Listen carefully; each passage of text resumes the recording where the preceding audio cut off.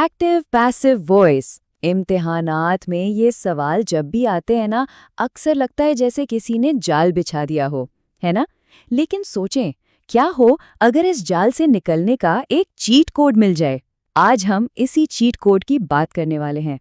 कोई भी इम्तिहान हो, एसएससी हो, सीयूईटी हो या बैंकिंग का, ये सवालात आते हैं और अक्सर कंफ्यूज कर देते हैं। लेकिन परेशानी की कोई बात नहीं, आज हम इस जाल से निकलने का सबसे आसान, सबसे तेज रास्ता सीखेंगे।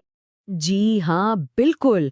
आज एक ऐसी जबरदस्त ट्रिक की बात होगी जो लंबे चौड़े पेचीदा उसूलों को साइड पर रख देगी और सिर्फ चंद सेकंड्स में सीधा सही जवाब तक ले जाएगी। तो बात शुरू करते हैं। देखिए, एक्टिव और पैसिव वॉइस ये असल में एक ही बात कहने के दो अलग-अलग तरीके हैं, बस। लेकिन इम्तिहानात में इसे इतना घुमा फिरा कर पूछा जाता है कि ये एक ग्रामर का जाल बन जाता है। चलें इस जाल को समझते हैं। ये सारा का सारा खेल है फोकस का। एक्टिव वॉइस में समझें कि कैमरा बैट्समैन पर है जो एक्शन कर रहा है। ही प्लेस क्रिकेट, वो क्रिकेट खेलता है। लेकिन पैसिव वॉइस में कैमरा घूमकर बॉल पर आ जाता है जिस पर एक्शन हो रहा है। Cricket is played by him. बात तो एक ही है ना, बस कैमरे का एंगल बदल गया है। तो अब दर्जनों रूल्स याद करने की कोई ज़रूरत नहीं, उन सबको भूल जाइए। इसकी जगह हम एक बहुत ही सादा सा 3 स्टेप वाला चीट कोड इस्तेमाल करेंगे जो किसी भी सवाल को, जी हाँ, किसी भी सवाल को चुटकियों में हल कर देगा। तो ये है हमारा वो 3 कदमों वाला चीट कोड। पहला, जुमले की साख्त चेक करें। दूसरा, टेंस यानी ज़माना चेक करें। और तीसरा, कुछ खास कीवर्ड्स पर नज़र रखें। चलें एक एक करके इन सबको समझते हैं। शुरू करते हैं पहले चेक से। ये सबसे आसान है और मज़े की बात यह है कि ये अकेला ही आधे से ज़्यादा गलत ऑप्शंस को फ़ौरन बाहर कर देता है। तो पहला उसूल क्या है? बहुत सादा। एक्टिव जुमले में जिस चीज़ पर काम हो रहा है यानी ऑब्जेक्ट, वो पैसिव जुमले में हीरो बन जाता है यानी सब्जेक्ट, और बिल्कुल शुरू में आ जाता है। अगर किसी ऑप्शन में ऐसा नहीं है तो वो जवाब हो ही नहीं सकता, सीधा सीधा गलत। और ये है गोल्डन रूल। इसे बस जहन में बिठा लें।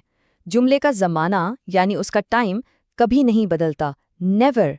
अगर सवाल माजी का है तो जवाब भी माजी में होगा, अगर सवाल हाल का है तो जवाब भी हाल में होगा। बस इतनी सी बात है। अच्छा जी, अब आते हैं इस ट्रिक के सबसे मज़ेदार, सबसे पावरफुल हिस्से पर, और वो हैं कीवर्ड्स यानी किलीदी अल्फाज। ये समझें कि वो खुफिया हथियार हैं जो सीधा जवाब तक पहुंचा देंगे। ये जो टेबल है ना, यही है असल चीट कोड, और इसकी मंतिक बहुत ही आसान है। देखें, अगर एक्टिव जुमले में वर्ब के साथ आईएनजी नजर आए तो पैसिव जुमले में बीइंग का लफ्ज ढूंढना है, लाजमी होगा। इसी तरह अगर जुमले में हैज़, हैव या हैड है तो जवाब में बीन ज़रूर आएगा। और आखिरी बात, कोई भी पैसिव जुमला हो, इसमें वर्ब की हमेशा तीसरी फॉर्म ही इस्तेमाल होगी। चलें, थियरी तो बहुत हो गई। अब वक्त है इस चैट कोड को एक्शन में देखने का। असली इम्तिहानी सवालों पर इसे आजमा कर देखते हैं कि ये वाकई कितना तेज काम करता है। तो ये रहा पहला सवाल, the boys were playing cricket. अच्छा, इसमें हमारा कीवर्ड क्या है? बिल्कुल ठीक, प्लेइंग, जिसके आखिर में आ रहा है ING। अब याद करें हमारा चीट कोड क्या कहता है। अगर सवाल में ING है तो जवाब में बीइंग का होना लाजमी है। तो बस अब हमें सिर्फ वो ऑप्शन ढूंढना है जिसमें बीइंग मौजूद है। और ये देखें ज़रा, बाकी कुछ भी देखने की, कुछ भी चेक करने की ज़रूरत ही नहीं पड़ी। सिर्फ एक लफ्ज़ बीइंग को ढूंढा और सेकंड्स के अंदर सही जवाब हमारे सामने है। ऑप्शन सी है ना कमाल। चलें एक और मिसाल देखते हैं। इस बार जुमला है Mohan will have one the match.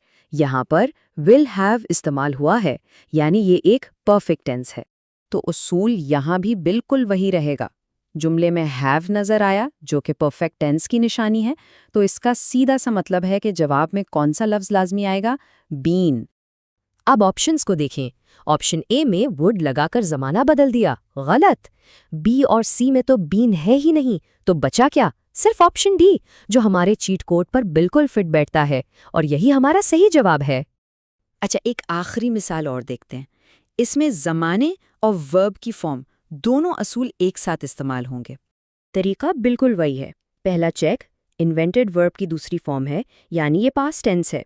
तो जवाब भी लाजमी पास्ट टेंस में होगा, यानी वॉज आएगा।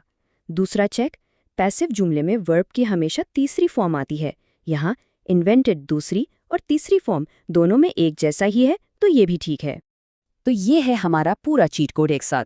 बस ये 4 चीज़ें याद रखनी हैं। ऑब्जेक्ट को शुरू में लाना है, ज़माना कभी नहीं बदलना, कीवर्ड्स बीइंग या बीन को ढूंढना है, और आखिर में वर्ब की हमेशा तीसरी फॉर्म इस्तेमाल करनी है। बस इन 4 बातों को याद रखें, कोई सवाल गलत हो ही नहीं सकता। तो आप बताएं, क्या इंग्लिश ग्रामर अब भी उतनी ही मुश्किल लग रही है? दरअसल ये कोई मुश्किल चीज़ है ही नहीं, बस इसे हल करने के लिए सही चीट कोड का पता होना चाहिए।